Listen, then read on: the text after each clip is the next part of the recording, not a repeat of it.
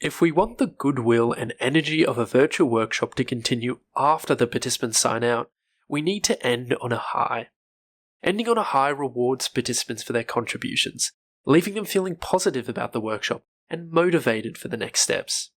A lackluster or rushed conclusion can leave participants feeling unsatisfied without a sense of momentum towards future action. Ending on a high is particularly important and difficult for virtual workshops. Participants exit the virtual workshop alone, straight back into their everyday working context. They have none of the physical or social cues that help extend enthusiasm, insight, or camaraderie beyond the end of a face-to-face workshop, where participants can linger in the room or network and chat with colleagues on their way out. Another key challenge of ending virtual workshops on a collective high is that different participants will reach the end at different times. The pace at which participants can navigate a virtual collaboration space to have their say varies enormously. Different levels of comfort with technology, different input devices and screen sizes, different reading and typing speeds, and even just different levels of tolerance for typos can all add up to big differences in pace. Many virtual workshops rely heavily on participants reading and writing text and working with visual displays. This can be more difficult than face-to-face collaboration and slower for people who are working in a non-native language, managing something like dyslexia or colorblindness, or who just draw a lot of their energy from social interaction. By comparison, these types of virtual workshops tend to be easier and therefore quicker for people who are working in their native language, highly literate, tech-savvy, fast and accurate typists, or who just prefer to work independently.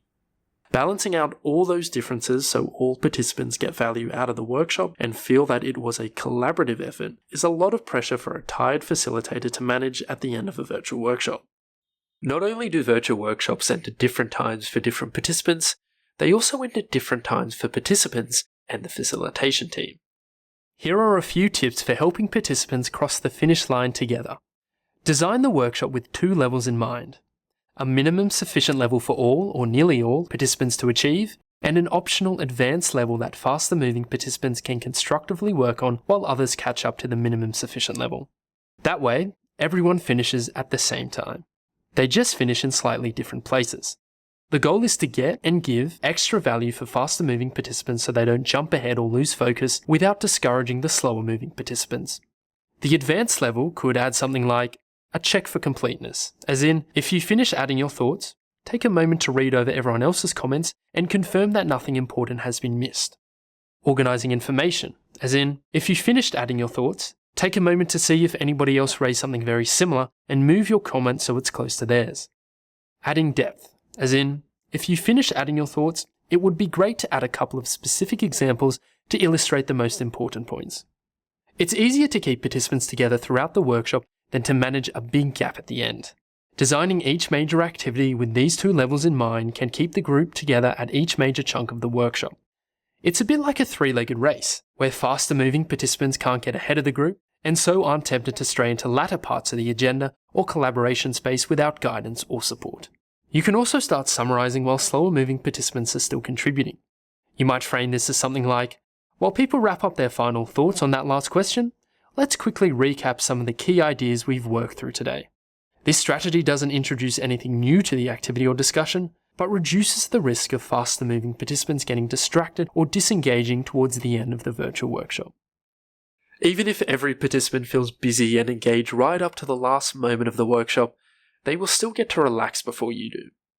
Just at the point where participants are ending on a high, the facilitator will be preparing for the big task of securing and organising all the contributions from participants. Keep your focus on the camera and participants as the workshop wraps up. Keep your facial expression open and relaxed until all participants have left the virtual workshop space. Resist the temptation to start tidying up and organising information in the virtual workshop space around the participants. Take a moment to showcase and celebrate their achievements. After all, they just did the work to create all the content you now have to organise and analyse. Smile, say thank you and goodbye to participants in the chat as they exit the virtual workshop space. Acknowledge any compliments or thanks from participants as they sign off. Be respectful to anyone who chooses to linger for a few minutes after the virtual workshop ends. Participants tend to remember the last moments of a workshop more than all the important bits in the middle. Make sure they remember you fondly by ending on a high, helping participants cross the line together, and wait until they've left the virtual workshop space before you start stacking virtual chairs on virtual tables. Good luck with your next virtual workshop. Thank you for watching.